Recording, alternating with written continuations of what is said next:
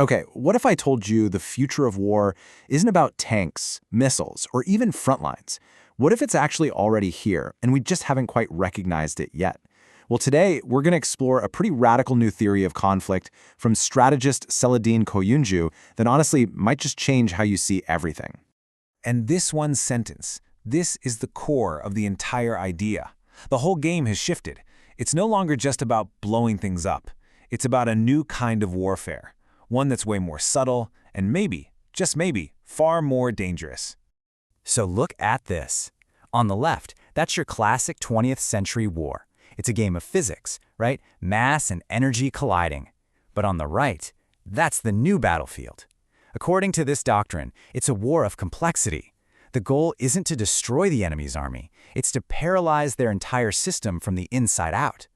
To really get this, we have to kind of throw out the old battlefield map. The new metaphor for conflict, and what we're jumping into right now, actually comes from science. It's called a phase transition. You see, the goal here is totally different from old-school warfare. It's not about winning a single battle on the ground. It's about pushing an entire enemy system, their government, their economy, their society, right up to a critical breaking point. You want to force it into one of two states, either complete stasis, where it just freezes, or total chaos, where it all falls apart. Think of it like water turning into steam. Conflict starts in the solid state. That's your traditional kinetic war, tanks and soldiers. But as you dial up the complexity, it hits a boiling point. And then, suddenly, the whole conflict evaporates into the gas state. And that's a cognitive and network war, fought not on the ground, but inside the minds of leaders and across all our digital networks. And this right here is the end game of that phase transition, systemic paralysis. Victory isn't about who has more guns. Victory is achieved by overwhelming your opponent's ability to just think. You flood their system with so much complexity, so much confusion, that their whole decision-making process just grinds to a halt and collapses. So, if the goal is to paralyze the enemy, what's the weapon? Well, it's not a missile. Turns out, it's chaos itself. And I want you to forget what you think you know about propaganda or fake news, because this goes so much deeper. We're talking about information entropy. This is about engineering an epistemic collapse. The objective isn't to make your opponent believe a lie. No, it's to completely shatter their ability to tell what's true and what's false at all, so they can't believe anything. This weapon works by just totally overloading the senses. I mean, imagine you're a military planner or head of state. You're being bombarded with all these conflicting signals, and you constantly have to ask yourself, which one of these crises is actually real? Is that troop movement a genuine threat, or is it a really sophisticated bluff designed to make us waste resources and react? Suddenly, every single piece of intelligence becomes suspect. And hey, how much of this is just noise? Political theater meant for their own audience back home. This relentless flood of questions paralyzes your ability to analyze. It slows down decision-making to a crawl, and it creates this fatal delay. And in that delay, you lose.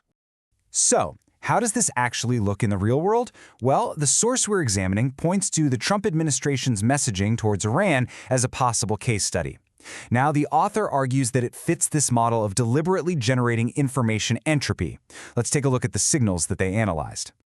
So, according to the author's analysis, the signals were intentionally contradictory. You've got these explicit military threats right alongside offers for diplomatic talks. You've got crushing economic sanctions paired with really confusing comparisons to other conflicts. The source argues this creates a persistent ambiguity field, basically a fog of uncertainty that makes it nearly impossible for the other side to figure out what to do and form a clear, decisive response. And right here, this is the ultimate goal. The point isn't to trick your opponent into making a bad move. The real goal is to paralyze them, to induce what's called decision incapacity, where the whole system just freezes under the weight of its own uncertainty and starts to weaken from the inside. So, what does all this mean for the future of conflict? Well, for one thing, the entire arsenal is changing. The future arsenal looks, well, completely different. We're talking about AIs that can simulate and maybe even deter wars before they even start. We're talking about swarms of cheap, autonomous drones that can overwhelm a billion-dollar warship, and surgical attacks on critical network nodes like a data center that can cripple a country without firing a single shot.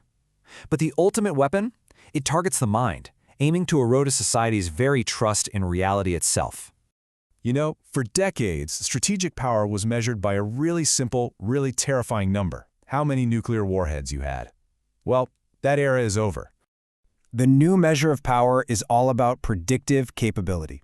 It really just comes down to computational power.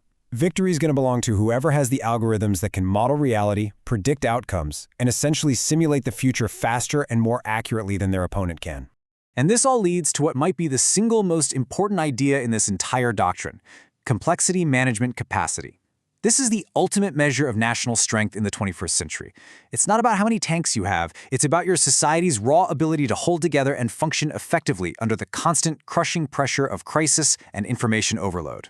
And what that really means is that future conflicts might not be won by invasion. They might be won by pushing an adversary's entire system into a state of unmanaged complexity until it just breaks. The collapse doesn't come from a bomb dropped from the outside. It comes from an internal meltdown, from a system that is simply unable to cope. Which leaves us with a final and pretty provocative thought. As our world gets more and more complex, and as crisis just becomes the new normal, this isn't just a question for generals and presidents anymore. This is a question for all of us. How resilient are our systems really?